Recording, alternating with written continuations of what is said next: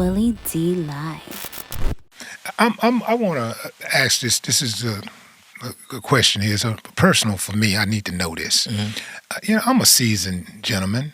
I like to engage in extracurricular activities with my woman. And I'm pretty good at what I do. I mean, I'm cold-blooded with it. But I want to continue to be cold-blooded with it. What can I do as a seasoned man to make sure that the wood stay good? Man, the wood stay good first. Your first indication if it's going bad is if you stop having morning wood. If you stop, I ain't had that problem. Oh, so you good. So okay, I'm good so far. So far. Okay. But the whole thing is we gotta, when you look at penile cells, that's where it come from penis, it's called penile. Penile cells are very elastic, so it tends to hold a lot of blood if blood is focused there. So it's proper blood flow. So if you want to keep erection and have good sex, I say build up those tissues, those penile muscles and penile tissues, because the stronger the muscles, the more you can hold on to it. Make sure that you constantly increasing blood flow. Lysopin is very good for that. That's the actual red coloration you see inside your watermelon. So watermelon is very, very good. Coconut water is very good. Anthocyanins is amazing. These what about actual copper and zinc? Yeah, so I'm getting right now I'm saying the foods, then we're gonna break down that. Copper and so you already on it. So copper and zinc is actually what makes seminal fluid. Your seminal fluid is what makes your sperm and your semen, but this actually is built by testosterone. So high testosterone will actually give you that when it's a natural testosterone. You can build up your testosterone by doing squats. Squats is very, very good to get you testosterone. You can also massage your penis when you get it erected and do the wet towel method. That'll help you increase circulation to that area. Not only will it help you get increased circulation to that area, but it will strengthen up those muscles. And then you have libido exercises where you do thrusting exercises and things like that. That'll help you out in the bedroom. But zinc and copper and selenium is very, very good for not only the blood circulation, but it's good sperm health. And anything that helps the sperm helps the libido. Because the whole thing is, I mean, you going in there for the pleasure of things at this point, but it is for procreation. So anything that helps out the semen helps out the actual Johnson itself. But circulation, focus on circulation.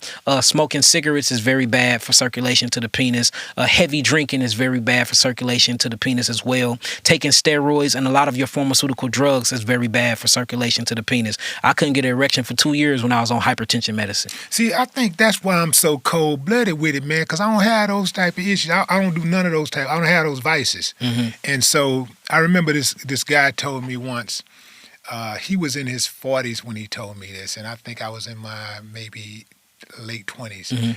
Man, when you get in your 40s, man, that thing ain't gonna be able to work like it used to, that ain't man. true. And da-da-da-da.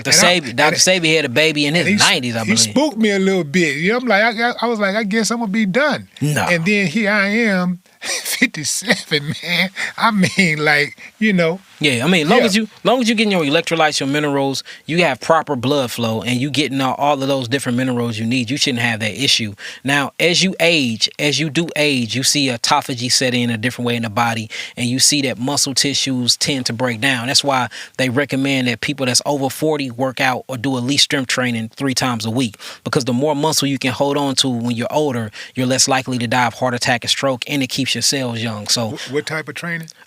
Basically high intense training, strength training, lifting weights, really building on muscles and packing on that collagen fiber. What about cardio? Cardio cool, but as you age and you get older, cardio is still important, but it's not important. I like to run. It's not more. See, that's good, but it's not more important than strength training.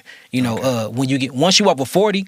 Focus on strength training, building muscle, because the more muscle you build, the longer the cells actually last. They divide slower.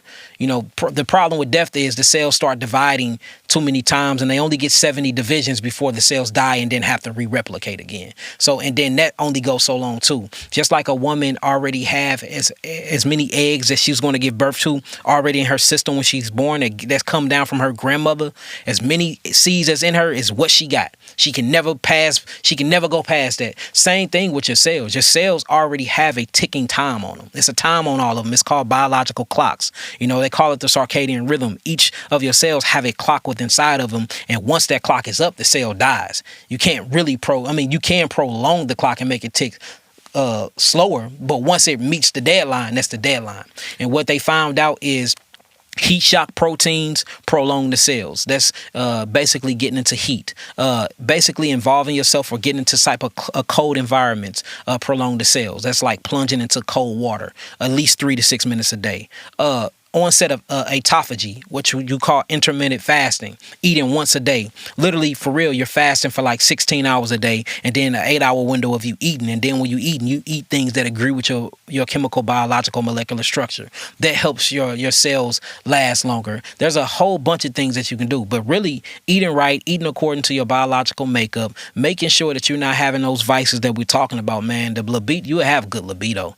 That's not the issue.